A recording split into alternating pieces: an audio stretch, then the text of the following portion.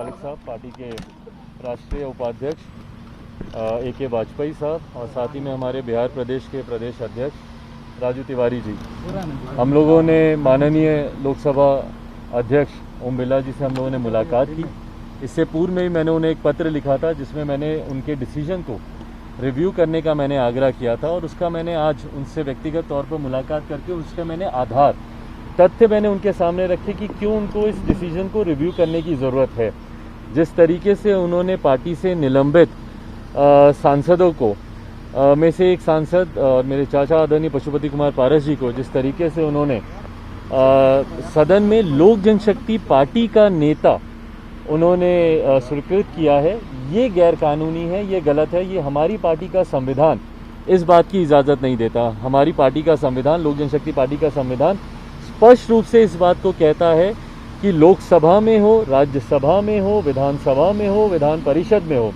Any activity that takes place in the parliament और in the assembly, वो हमारी संसदीय बोर्ड, सेंट्रल पार्लियामेंट्री बोर्ड के द्वारा ही स्वीकृत होने के बाद उसकी सूचना दी जाती है। इससे पूर्व में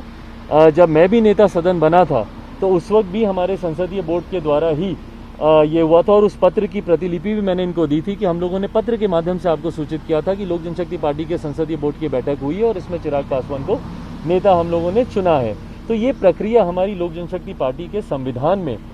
इसका जिक्र किया गया है। तो ये जानकारी, क्योंकि मेरा पूरा विश्वास है कि यकीनन लोक जनशक्ति पार्टी के संविधान की जानकारी के अभाव में माननीय अध्यक्ष द्वारा ये निर्णय लिया गया, तो उसकी जानकारी मैंने उनको दी है और उनसे मैंने आग्रह किया है कि उसको वो रिव्यू करें, और जो निलंबित सांसद हैं उनको एक अलग गुट की मान्यता उनको वो ज़रूर दे सकते हैं, पर उनको लोक जनशक्ति पार्टी का उनको नेता चुनना, ये लोक जनशक्ति पार्टी का संविधान इस बात की इजाज़त नहीं देता। मुझे खुशी है कि पूरे विस्तार से एक एक बातों को माननीय अध्यक्ष जी ने गंभीरतापूर्वक सुना। उनके मन में जितने सवाल थे उसको भी उन्होंने समक्ष रखा, और उसके भी हम लोगों ने जवाब दिए, उनके समक्ष रखा, और उन्होंने पूर्ण आश्वासन दिया है पूरी तरीके से कि इस तमाम जानकारी जो आज उनके समक्ष रखी गई है इसके आधार पर वो इसको पुनः इसको देखेंगे, दोबारा इस पर विचार करेंगे, और जो सही डिसीजन होगा वो डिसीजन लेंगे। और मेरी पूरी उम्मीद है, मेरा पूरा विश्वास है अध्यक्ष जी पर कि जो न्याय संगत होगा, जो सही होगा, अध्यक्ष जी उसी का साथ देंगे। कोई भी संगठन और ख़ास तौर पर कोई भी राजनीतिक दल वो अपने संगठन से चलता है। National executive, central parliamentary board, हमारे प्रदेश अध्यक्ष, हमारे जिला अध्यक्ष, हमारी कार्यकारिणी के सदस्य, उससे चलता है, ना कि सांसद और विधायकों से। कई राजनीतिक दलों में सांसद विधायक आते जाते हैं, हर 5 साल के बाद उनकी संख्या बढ़ती कम होती है, पर जो संगठन के लोग होते हैं वही पार्टी को चलाने में, आगे बढ़ाने में उनकी अहम भूमिका होती है। और इसीलिए कल मैंने राष्ट्रीय कार्यकारिणी की बैठक भी बुलाई है, जिसमें तमाम हमारे मौजूदा जितने भी हमारे स्टेट प्रेसिडेंट्स हैं, जितने भी हमारे यूटी के अध्यक्ष हैं, जितने भी हमारे वाइस प्रेसिडेंट्स हैं, विभिन्न फ्रंटल ऑर्गेनाइजेशंस के जितने हमारे अध्यक्ष हैं, जितने हमारे जनरल सेक्रेटरीज़ हैं, जितने हमारे सेक्रेटरीज़ हैं, तमाम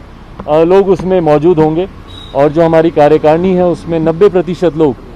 कल उस बैठक में मौजूद होंगे। फिजिकली अधिकांश लोग मौजूद होंगे, और कुछ लोग जहाँ पे लॉकडाउन लगा हुआ है उनके लिए संभव नहीं है आना, वो लोग जूम के माध्यम से जुड़ेंगे। तो कल उस बैठक में भी तमाम इस तरीके के प्रस्तावों को और ये पूरे घटना चक्र को राष्ट्रीय कार्यकारिणी के समक्ष भी हम लोग रखेंगे, और उससे पूर्व में ये जानकारी मेरा लोकसभा अध्यक्ष जी को देना ज़रूरी था, ताकि आने वाले समय में वो सही निर्णय लें। जैसा मैंने कहा कि पूरी तरीके से और बहुत ही सकारात्मक आश्वासन मिला। उन्होंने पूरी गंभीरता से इस बात को कहा कि कई ऐसी जानकारी थी, और यकीनन मेरे लोक जनशक्ति पार्टी के संविधान की जानकारी अध्यक्ष जी को नहीं होगी। वो कई पार्टी का नेतृत्व लोकसभा में करते हैं और हर पार्टी का अपना अलग संविधान होता है। तो मैंने उनके समक्ष मैंने इन तमाम बातों को रखा, और उन्होंने आश्वासन दिया कि वो पुनः इस पर विचार करेंगे और तमाम राय मशवरा करके जो उचित निर्णय होगा वो देंगे। कल भी कार्यकारिणी चुनाव के थ्रू आप चुने जाएंगे, कुछ ऐसा होगा? नहीं, देखिए मेरा चुनाव ऑलरेडी 2019 में हो चुका है, और लोक जनशक्ति पार्टी का संविधान ये कहता है कि जो राष्ट्रीय अध्यक्ष एक बार चुना जाता है उसका कार्यकाल 5 साल तक रहता है, अनटिल अनलेस इस बीच में या तो उनकी कोई दुखद मृत्यु ना हो जाए या फिर वो इस्तीफा ना दे दें। तो मेरा कार्य, मैं 5 नवंबर 2019 को मेरा चुनाव हुआ था, और 9 नवंबर 2019 को हम लोगों ने इलेक्शन कमीशन में भी हम लोगों ने इसको नोटिफाई किया था, इसकी सूचना हम लोगों ने इलेक्शन कमीशन में भी दे दी थी। तो राष्ट्रीय अध्यक्ष के तौर पर जो मेरी भूमिका है वो 2024 तक है।